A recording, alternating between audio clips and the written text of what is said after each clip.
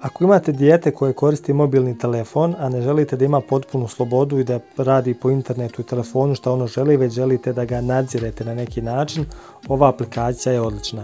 Znači, možete pratiti šta dijete radi na telefonu, možete zabraniti koje aplikacije da instalira, možete ih omogućiti po potrebi, možete pratiti koliko vremena je dijete provelo na internetu ili na bilo kojoj aplikaciji, čak možete, i ako je dijete vani, vidjeti njegovu lokaciju. Po meni preporuka za svakog roditelja koji ima dijete u osnovnoj školi, posebno u nižim razredima. Jednostavna je za korištenje i podešavanje, pa evo pokazat ću vam kako da je instalirate. Na vašem telefonu ćete instalirati aplikaciju koja se zove Google Family Link. Znači, ukucajte u Google Play prodavnici Google Family Link, odnosno Family Link za roditelje, i pojavit će vam se ova ikonica, znači bitno je da piše Family na aplikaciji, instalirajte na vašem telefonu. Kada se instalira, pokrenite je. Inače, aplikacija je na našem jeziku, samo je kod mene Google nalog ostao podešen na engleskom, pa je trenutno na engleskom jeziku, ali ako je kod vas, znači na našem jeziku, i aplikacija će biti na našem jeziku. Ovdje nas vodi kroz prve korake da nam pokaže šta se ovdje sve može raditi. Idite na ovo na dnu, započnimo.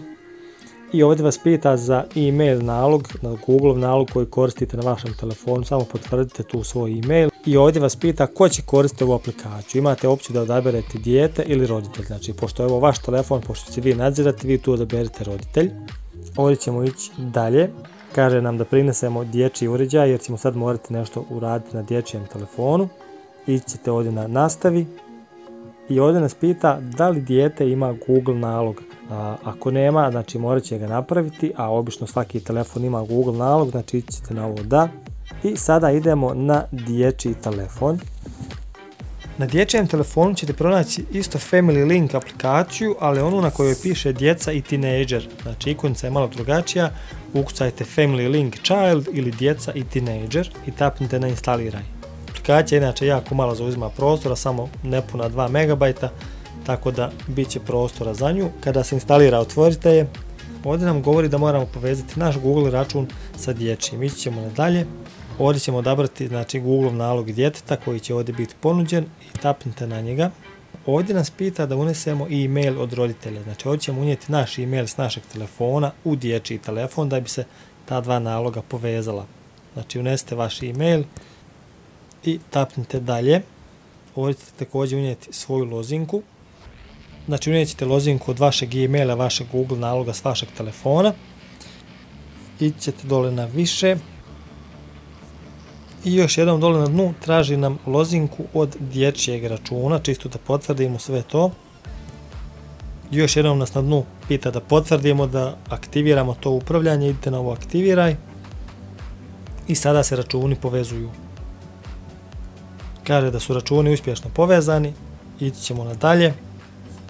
Ovdje nam nudi spisak svih aplikacija koje su u dječjem telefonu, kojima vi želite kasnije da upravljate. Znači, bit će automatski otključene sve aplikacije i vi, ako slučajno neka nije otključena, vi je, znači, označite, tako da možete upravljati sa kompletnim sadržajem na vašem dječjem telefonu. Idite dole nadalje. Ovdje će nam još jednom izlistati čim mi sve upravljamo, znači šta sve nadziremo. Idite i tu nadalje. Ovdje nam sada govori da instaliramo i na našem roditeljskom, znači, uređaju na telefonu kojim ćemo upravljati Family Link.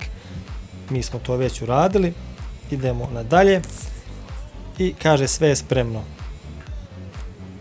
Idite na ovo pregledaj nadzor, odnosno možete uspješno izaći iz aplikacije. Sada se vraćamo na naš telefon da vidimo u stvari šta mi to sve možemo nadzirati i čim možemo upravljati.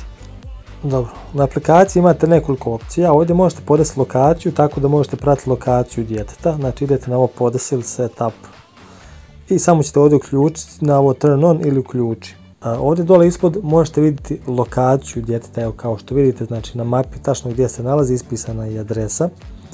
Ovdje vam gdje piše screen time ili vrijeme ekrana, tu možete ući i podesiti koliko želite dnevno da dijete provede vremena na telefonu po danima. Evo, recimo, trenutno je mogućeno da maksimalno koriste po 3 sata, što možete uključiti ili isključiti ovdje.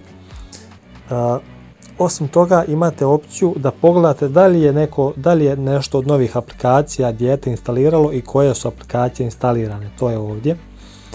Ovdje su vam prikazane sve aplikacije i koliko minuta ili vremena, znači, je dijete provelo na njima. Ako ako želite da omogućite ili onemogućite korištenje neke aplikacije, tapnut ćete na tu aplikaciju i ovdje gore imate opciju dozvoli ili nemoj dozvoliti. Znači na taj način blokirate aplikacije djetetu da se koriste. Ovdje vam pišu podaci o uređaju telefona, a možete čak ako ga ne možete pronaći u kući ili negdje ići na ovo pusti zvuk i uređaj od djeteta će početi da zvoni ako su tonovi smanjeni. Inače kada ulazite na aplikaciju Family Link, ovdje će vam ponuditi spisak vaše djece, kod mene dole konkretno samo imam navodno jedno dijete, pišem koji uređaj je u pitanju i evo već se nešto sadržaja učitalo, znači reklo mi je da sam danas ukupno bio na telefonu 5 minuta i to da je u pitanju YouTube. Ako želim da onemogućim djetetu korištenje na YouTube, ići ću na ove aplikacije i dole u dnu ću isključiti znači dozvolu za tu aplikaciju. Evo pokazat ću vam na dječjem telefonu, odnosno tabletu, kako izgleda to kada aplikacija neka nestane, kada želi da je pokrene dijete, a ona je blokirana. Evo, upravo ste vidjeli da je ikonica YouTube nestala i dijete više ne može koristiti. Sada ću vam pokazati kako izgleda kada dijete želi nešto da instalira. Inače, sa aktivacijom ove aplikacije za nadzor, u djeci su ponuđene samo aplikacije koje su napravljene za djecu. Inače, svaka aplikacija ima tu starosno ograničenje, odnosno to je neki podatak za koje godine je namijenjene. Tako da se djeci neće ni nuditi aplikacije koje nisu za njih. Evo ovdje ćemo pokušati instalirati neku igricu.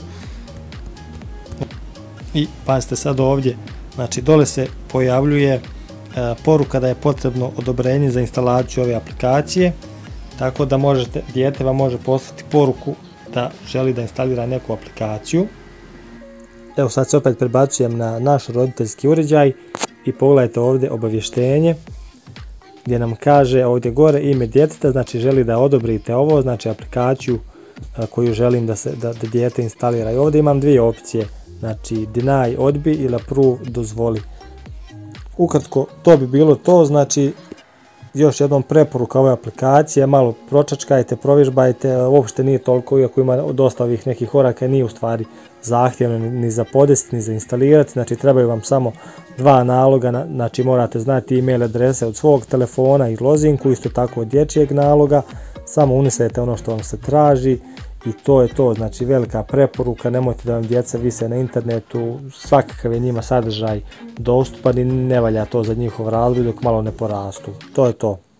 Ako ti je ovaj tutorial pomogao, prijavi se na moj kanal jer snimam zanimljive i brze tutoriale o hardveru i softveru, a svakako bi mi podrška dobro došla. Hvala.